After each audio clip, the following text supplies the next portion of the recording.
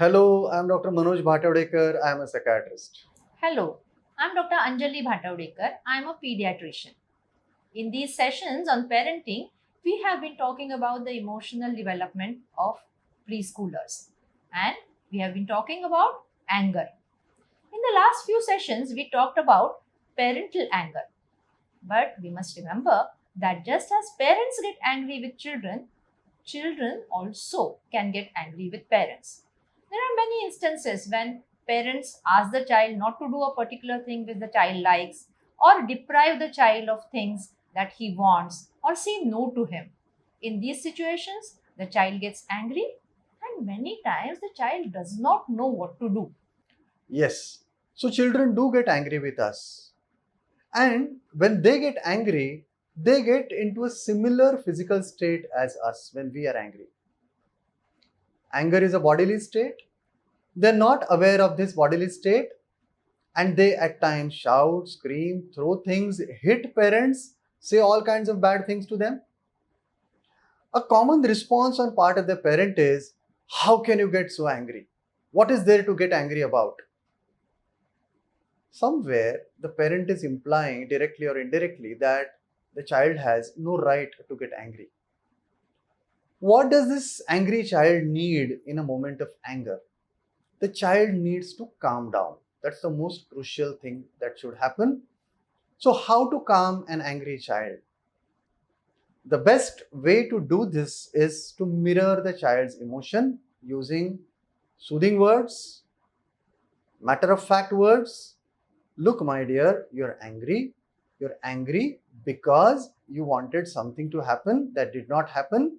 And so you're very angry. You feel like hitting. You feel like shouting. You feel like screaming. I understand, but I'm so sorry I can't give this to you. This is the best way to mirror a child's emotion and calm the child down. When you use such words, the child gradually learns to shift from a violent action to angry words. The child will then probably verbalize his anger. I wanted this, you didn't give this to me, and so I am angry, etc. etc. This is a process which eventually the child learns. Another thing is using your body language effectively. So, the body language can also be an effective tool to calm down or soothe an angry child. I have witnessed a wonderful way of using this body language in a school. I had gone to a school for medical examination of the preschoolers, and one of these children was very angry because of some reason.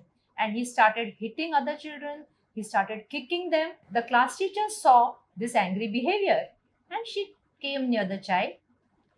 She lifted the child, put the child on her lap, and started caressing the child's hands and feet.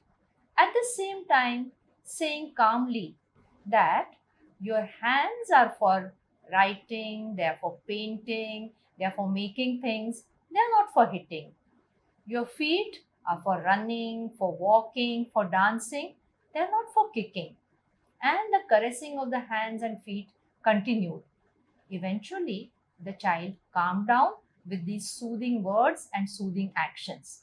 This child, in a couple of minutes, was back to his normal self. But just remember that this method may not work with all the children all the time. There are some children who, when they are very angry, don't even like to be touched, leave alone being caressed or putting them on their laps. So, it's best to leave alone this angry child for some time before the anger cools down and then you can talk to him. So, it is very, very important for you to know your own child.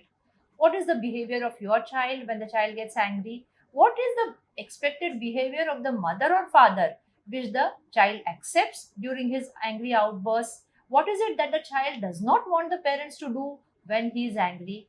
If you know these things, that is, if you know your child's anger patterns, then it becomes much easier to handle your child's anger. More about anger in our next session.